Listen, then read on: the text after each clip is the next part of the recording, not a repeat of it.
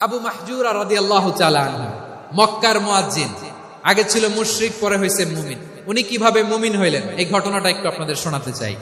তো আপনাদের তো সময় নাই হাতে, হ্যাঁ সময় আছে।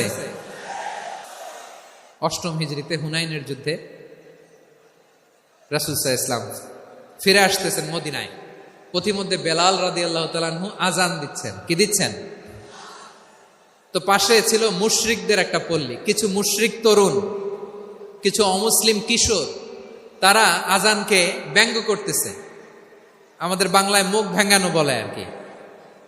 বেলাল রাদিয়াল্লাহু তাআলা আনহু আজান দিচ্ছেন, ওই বাচ্চাগুলো মুশরিক, তো ওরা আজানকে ব্যঙ্গ করতেছে, বিকৃতি করে ওরাও আজান দিচ্ছে। উদ্দেশ্য হচ্ছে আজানকে নিয়ে ঠাট্টা করা। উদ্দেশ্য কি? ঠাট্টা করা। ব্যাপারটা মনে কষ্ট পাওয়ার মতো ব্যাপার না? কিন্তু বিশ্বনবী ওইখানে দেখেন কি খুঁজলেন। বিশ্বনবী খেয়াল করলেন অমুসলিম কিশোরদের মধ্য থেকে একটা কিশোরের গলাটা বড় দরাজ গলা, কণ্ঠটা বড় সুন্দর। খেয়াল করে দেখলেন যে কিছু কিশোর বেলালের আজানকে ব্যঙ্গ করে, বিকৃতি করে, কিন্তু একজনের কণ্ঠ দেখতে পাচ্ছেন না এত দূরে, কিন্তু কণ্ঠটা বড় সুন্দর, দরাজ গলা। বিশ্বনবী সাহাবীদেরকে বললেন, ধরো এগুলারে, ধরো। সবগুলারে ধরে বিশ্বনবীর সামনে আনা হলো। ওরা হাঁটু গেড়ে বসলো। বিশ্বনবী বললেন, তোমাদের মধ্যে কে যেন ব্যঙ্গ করে আজান দিচ্ছিল, তার গলাটা বড় উঁচু, গলার বেসটা বড় মজবুত, মেলোডিয়াস, সুমধুর কণ্ঠ। কে? আবু মাহজুরা বলে, আমার বন্ধুরা সবাই আমার দিকে আঙ্গুল দেখায়, আমি পড়ে গেছি বিপদে। রাসূল সাল্লাল্লাহু আলাইহি ওয়াসাল্লাম বাকি অমুসলিম তরুণদেরকে ছেড়ে দিলেন, বললেন তোমরা যাও। এবার আবু মাহজুরারে পাইছে। আবু মাহজুরার চুলের মধ্যে হাত দিলেন বিশ্বনবী, মাথায় হাত দিয়ে বললেন, এবার আজান দাও দেখি। আবু মাহজুরা বলে, আমি তো আজান দিতে জানি না, কারণ আমি তো বেলালেরটা শুইনা দিছি, আমার তো মুখস্থ নাই, আমি তো আজান দিতে জানি না। বিষ্ণু বললেন, জানো না? তাহলে আসো, আমি তোমারে শিখাই দেই। সুবহানাল্লাহ পড়া। আবু মাহজুরা হাঁটু গেড়ে বসে, বিশ্বনবীর মোবারক হাত আবু মাহজুরার চুলের মধ্যে। বিশ্বনবী আজানের মুআল্লিম আবু মাহজুরাকে বলতেছে, ঠিক আছে তোমারে শিখাই দিচ্ছি, আমি যা যা বলবো আমার সাথে সাথে বলো, পারবা? আবু মাহজুরা বলে, পারবো। বিশ্বনবী আজান দিচ্ছেন মাথায় হাত দিয়ে, আল্লাহু আকবার, আল্লাহু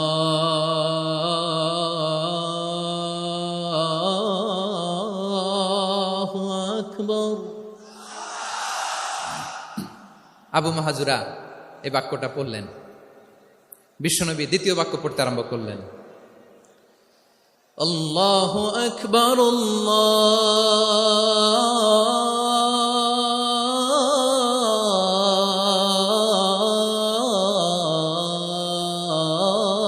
আল্লাহু আকবার।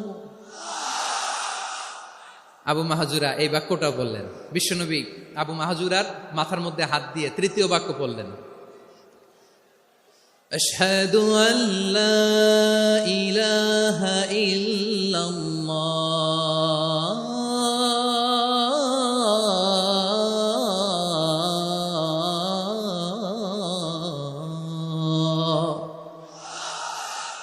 আবু মাহজুরা তৃতীয় বাক্য পড়লেন। বিশ্বনবী একটা বাক্য পরে আবু মাহজুরা পরে, বিশ্বনবী পরে আবু মাহজুরা পরে। আবু মাহজুরা কিন্তু অমুসলিম, মুশরিক। আবু মাহজুরা বলে, এক একটা বাক্য পড়ি আমার কলিজাটা গলে ঠান্ডা হয়ে যায়। এতদিন মোহাম্মদকে গালি দিতাম, এখন মোহাম্মদ আমার মাথায় যখন হাত রাখছে আমার সারা শরীর ঠান্ডা হয়ে গেছে। বিশ্বনবী আজান শিখাচ্ছেন, একটা একটা বাক্য পড়ে আবু মাহজুরাও পড়ে, বিশ্বনবী পড়ে, আবু মাহজুরাও পড়ে। পুরো বাক্যগুলো যখন শেষ, আজান শেষ, আবু মাহজুরাও যখন পুরো আজান পড়লেন, আবু মাহজুরা বললেন, এতদিন মোহাম্মদের চেহারা দেখলে আমার ঘৃণা লাগতো, আজ থেকে মোহাম্মদের চেহারার চেয়ে প্রিয় চেহারা আমার কাছে নাই। আবু মাহজুরা বললেন, ও মুহাম্মদ, আজানের বাক্য তো আপনি আমারে শেখালেন, এখানেই শেষ করবেন না, আপনি আমারে পড়ায় দেন, লা ইলাহা ইল্লাল্লাহু মুহাম্মাদুর রাসূলুল্লাহ সাল্লাল্লাহু আলাইহি ওয়াসাল্লাম। বিশ্বনবীর সাথে দাঁড়িয়ে উনি শাহাদা পড়ে মুসলমান হয়ে গেলেন। এবার আবু মাহজুরা বলে, ইয়া রাসূলুল্লাহ, ইয়া হাবিবাল্লাহ, আমি মুমিন হয়েছি, মুসলমান হয়েছি, আপনার কাছ থেকে আজান শিখার সৌভাগ্য আমি লাভ করেছি গো নবী। আমার কণ্ঠের বড় তারিফ করেছেন, আপনি আমার আজানকে আপনি পছন্দ করেছেন। একটা জিনিস আপনার কাছে চাই, আপনি আমাকে মক্কার মসজিদুল হারাম